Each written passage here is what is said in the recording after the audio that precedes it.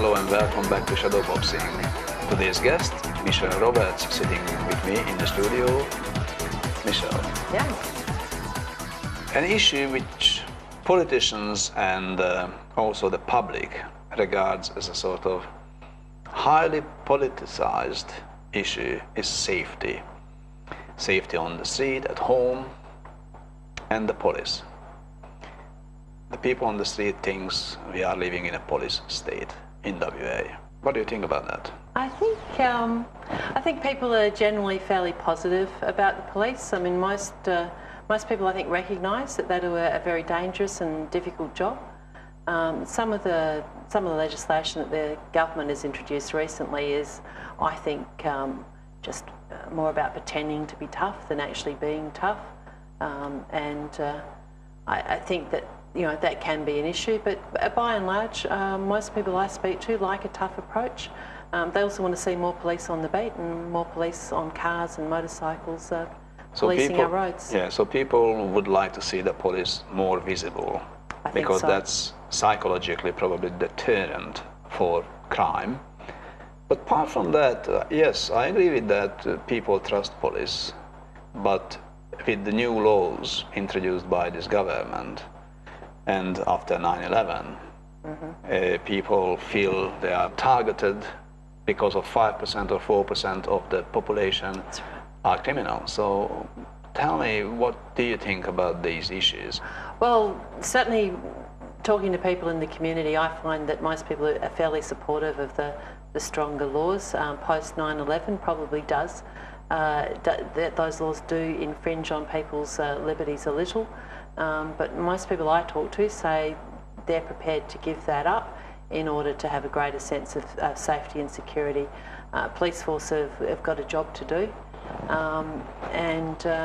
but in the I can see the alternate point of view, but I have to tell you, I get many more people supporting the stronger police powers than complaining about them. Is that because the people don't realise what's the danger in it for getting a government in who can abuse this system, which has happened in communist countries and fascist countries, dictatorships, and when even in normal countries when the government got too much of power and they just don't care and they're exercising it. So how does it work?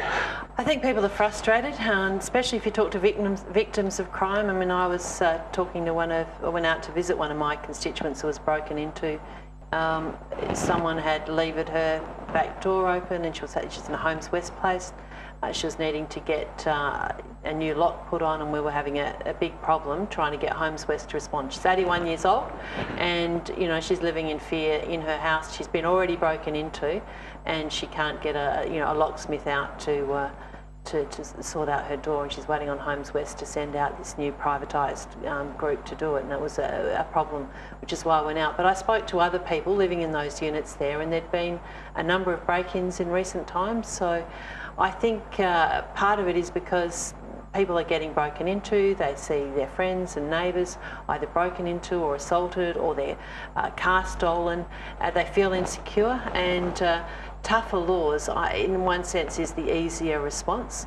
It is very easy response, yes. I think the harder response is to actually deal with the causes of crime.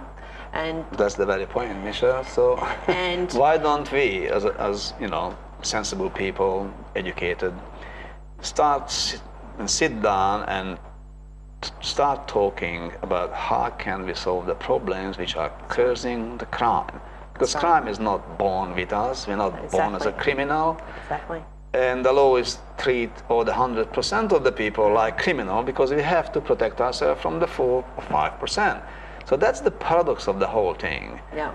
When we went into government in 2001, we actually established the Office of Crime Prevention and tried to have a focus on the causes of crime, and we pursued that during the time we're in government.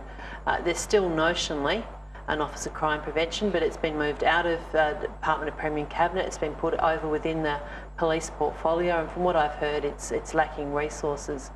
And I think one of the disturbing things in the last few years is that there's been a move away from crime prevention a move away from community policing. The PCYCs have had police officers removed from them. Neighbourhood Watch is currently under threat. Prior to his being elected, Colin Barnett said that they'd put police officers in schools and have a community policing effort there. They've failed to do that. There's not a single police officer been allocated to a school. They had a trial for a few months at one location and then discontinued it. Now, they're the kinds of initiatives that if we're elected in March, that we'll be wanting to do more on. And I suppose in an ideal world, I'd like to focus entirely on the causes of crime.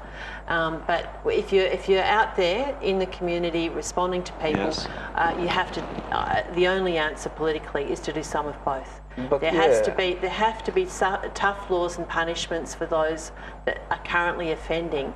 But we've got to do a lot more, especially in terms of early intervention with younger people, to get them on the straight and narrow, to get them reading, to get them a good education, get them into the education in the workforce, because all of the analysis of people that are in jail, there's a lot of disenfranchised people there.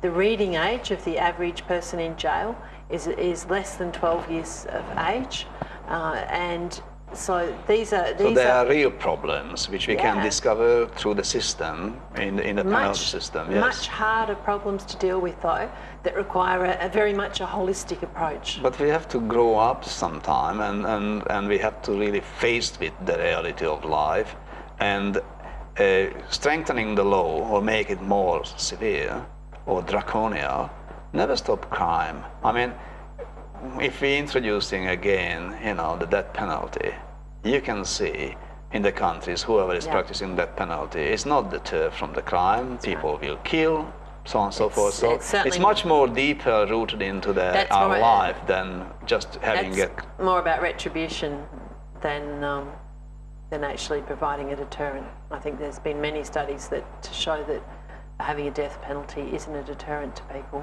So same with the other big measures of crime. I think there are some things.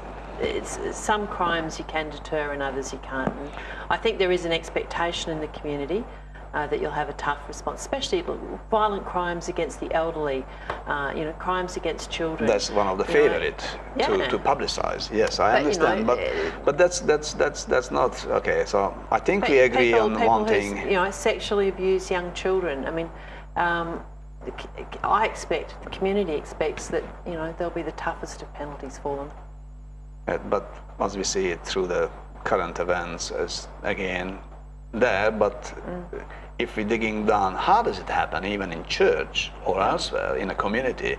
It's got a bloody reason. You gotta say. And we're not talking about the reasons, we're not listening to the people committing crime, and we're not investigating back and not making science from it to deter crime, to fight crime, and not with tough laws only or tough laws only, but with logic of life and understanding and so on and so forth. It's just not happening in the 21st century. Why? They're just, I agree with you in large part.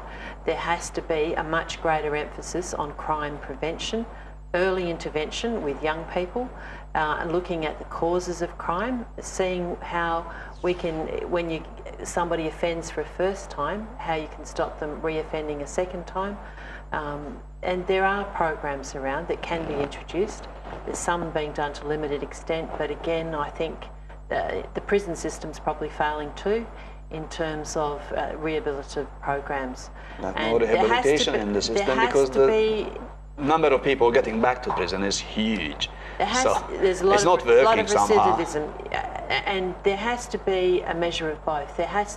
Going to prison is a punishment, and so there has to be the element of punishment. People get very tired of. Of course, yeah, we should punish, but again, we have to solve the problem. But ideally, having been punished, people need to be rehabilitated so that when they go back out into the community, functional, they don't commit the same crimes all over again. They become functional and they can leave. Yeah, that's not happening these days, Michelle. It's not as popular to talk about for politicians. Very popular to talk about. The weekend parties which we have to fight against. That's really popular, and having 9 buses, equipped as mobile jails. I mean, that's not life. It should not be in Perth, where we got, Of course, we got problems with young ones, and with the social media, but Well, the answer is not having mobile shows going around the suburbs. when you talk about something like those parties out of control, I mean, you look at the underlying issues there when I'm talking about causes of crime, Yes. Drugs, alcohol, and a whole range of other things like that. Dealing with prevalence of drug taking and the abuse of alcohol amongst young people is something that there needs to be a much, much greater emphasis on. Because if you can deal with that root cause, you can avoid some of the other problems. And you can reduce it definitely much more effectively. So I think we're going in a very bad direction, but that's just my opinion. I'm not an expert. You being a police minister, you got much more experience in that. No, I think you make a very good point. And I agree that your suggestion is actually the most important one. If you can deal with the causes of crime, you then don't have to deal with the consequences of crime. That makes some logics. But you have to have a balance. You have to deal with the here and now and the people that are doing some really bad things in the community and make sure that they get the consequences of that. Sure, yes, we have to have the balance, but I couldn't feel the balance is happening. No. We're out of balance a little bit, and I agree with you. That makes me worry a little bit. And that's one of the areas that I would hope that we could focus on more. If we could win the election in March. We've put out a paper on early intervention that I think Mark McGowan launched earlier in the year, dealing with very young children and getting them on the right path. Yes. Michelle, thank you very much for coming to the studio. It's been my pleasure. It's been Shadow great to have a boxing. And please come back next week. We're coming up with another episode of Shadow Boxing.